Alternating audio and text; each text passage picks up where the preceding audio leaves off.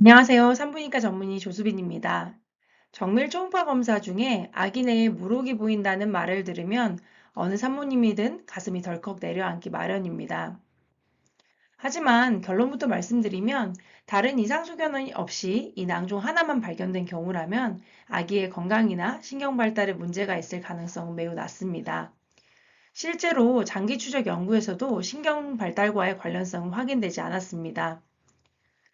왜 많은 전문의가 이 낭종을 질병이 아닌 정상 발달 과정의 한 모습으로 설명하는지 그 이유를 지금부터 차근차근 말씀드리겠습니다. 먼저 맥락총이 무엇인지 이해하는 것이 중요합니다. 우리의 뇌를 하나의 도서관이라고 가정해 보겠습니다. 즉, 이 부분. 지능과 운동을 담당하는 신경세포들이 모여 있는 곳을 열람실, 즉 뇌실질이라 하면 맥락총은 뇌를 보호하는 뇌척수액을 만들어내는 정수기와 같은 구조입니다. 맥락적 낭종은 바로 이 정수기 안에 작은 물방울이 맺힌 것과 같은 비슷한 모습입니다. 즉, 작은 물집이 생긴 거죠. 즉, 실제 뇌의 기능을 담당하는 조직 안에 생긴 병변이 아니라 뇌척수액을 만드는 구조 내부에 일시적으로 보이는 변화라고 이해하시면 됩니다.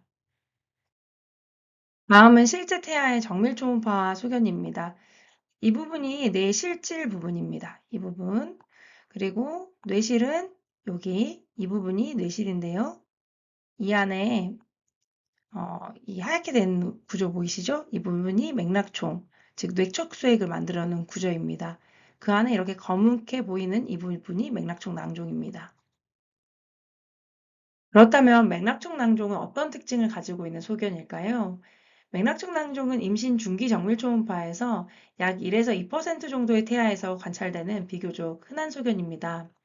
대부분 임신 16주에서 24주 사이에 발견되는데 이는 맥락총이 활발하게 뇌척수액을 생성하는 시기와 겹치기 때문입니다. 이 낭종은 구조적인 병변이라기보다는 맥락총 내부에 뇌척수액이 일시적으로 고이면서 보이는 현상으로 이해됩니다. 자연 경과를 보면 임신 26주에서 28주 전후까지 크기가 줄어들거나 보이지 않게 되고 일부 남아있더라도 출생 후 임상적 문제를 일으키는 경우는 보고되지 않고 있습니다. 즉, 임신 중기에 비교적 흔히 관찰되었다가 자연스럽게 변화하는 일시적 발달 소견이라고 이해하시면 됩니다. 그렇다면 왜 의사들은 문제 없다면서도 이 소견을 기록하고 설명드릴까요? 맥락종 낭종은 소프트 마커, 즉 연성지표에 해당하기 때문입니다. 연성지표란 그 자체가 아기를 아프게 하는 질병이라기보단 태아기에 비교적 흔히 관찰될 수 있는 하나의 특징입니다. 점이나 보조개처럼 사람마다 나타낼 수 있는 개인차적인 특징과 비슷한 개념입니다.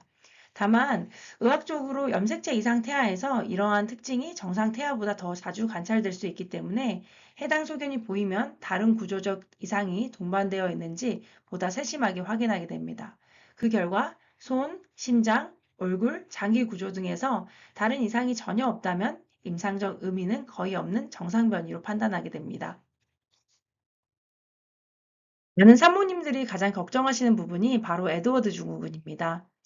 에드워드 증후군의 경우에는 대부분 초음파에서 여러 구조적 이상이 함께 관찰됩니다.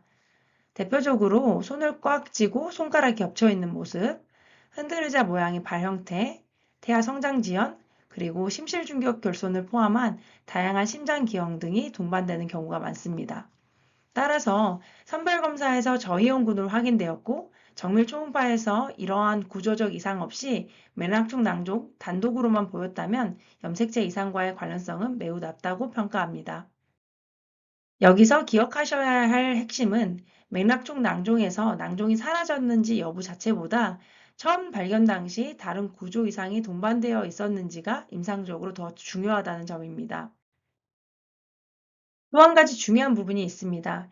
이미 니프티 검사나 통합 선별 검사 등 염색체 이상 선별 검사에서 저이온군으로 확인되었고 정밀 초음파에서도 다른 구조 이상 없이 맥락총 낭종 단독으로만 보였다면 현재 의학적 기준에서는 추가 염색체 검사를 권고하지 않습니다.